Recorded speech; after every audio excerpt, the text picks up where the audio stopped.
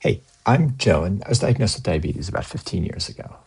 I've always been frustrated by how hard it is to get the numbers I'm looking for out of the various diabetes apps, so I built my own to help me, and I wanted to share it with you. I'm calling it Steady because that's the goal. So this My Day tab is the hub of Steady. So when you come here, you can see how your blood sugar has been tracking that day, along with any carbs or insulin that you've had. If you scroll down, you can see more detail on the things that affect your blood sugar, right? Your insulin, carbs, workouts, steps, all these things that it's pulling from Apple Health. And you can also log events that don't have a home in Apple Health, but that affect your blood sugar, like pump changes or travel days or pump failures. So this tab gives you one place to see all your diabetes data, and you can easily access previous days, by scrolling backwards or jumping around.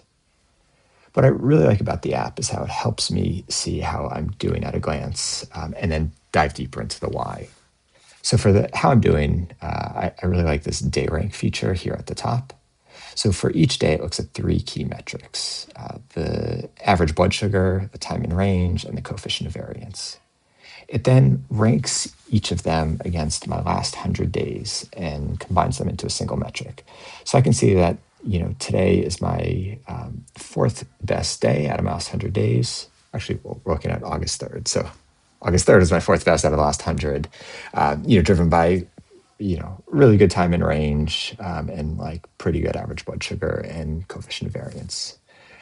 You can then dive deeper and see how you've been doing kind of day by day. In this case, over the last month here. So the red bars are days that were worse than my median day. The green bars are days that were better.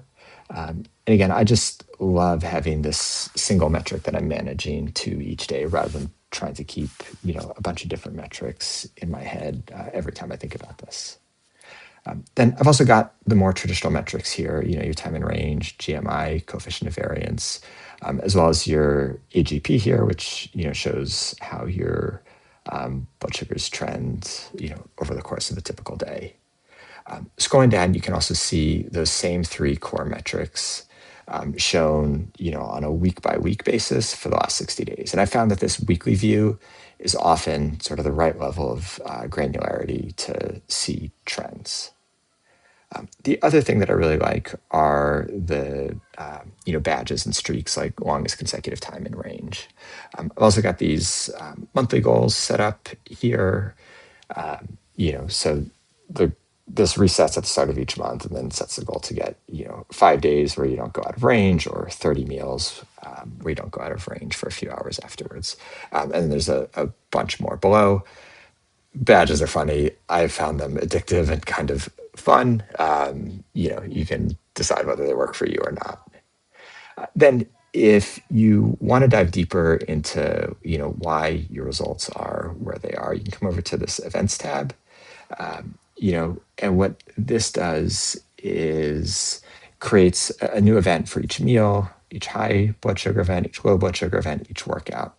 And the idea behind all of these tabs is that they are ways of contextualizing your blood sugar data around the real world events that affect blood sugar.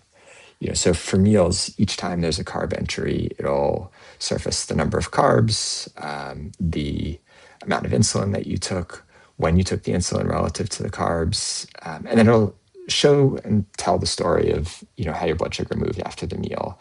And if you've got notes or photos of the meal, which in this case I do not, they would show up here. So again, you've got sort of all the context for that meal and the blood sugar results right there in one place.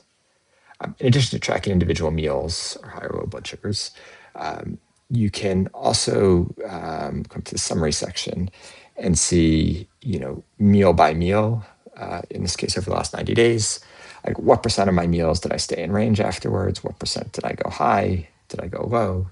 Did I go really high? And again, this may point to patterns, that you want to look into more and may lead to some adjustments. I think the bottom line for all of these event tabs is it's just an easy way to bring all the context to any discussion you have with your care team about how you might want to adjust your diabetes management.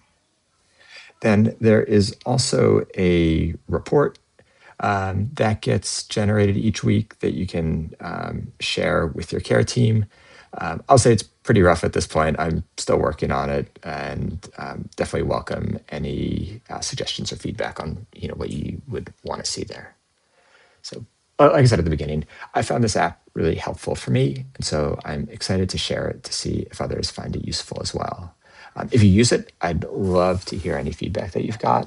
I've spent a lot of time playing with this, but would love to hear from others. So whether you run into an issue or whether you have an idea for how to make it better, please reach out. You can message me on Facebook, or you can email me. I made a Gmail account for this, steady.diabetes@gmail.com. All right, thanks a lot for checking it out.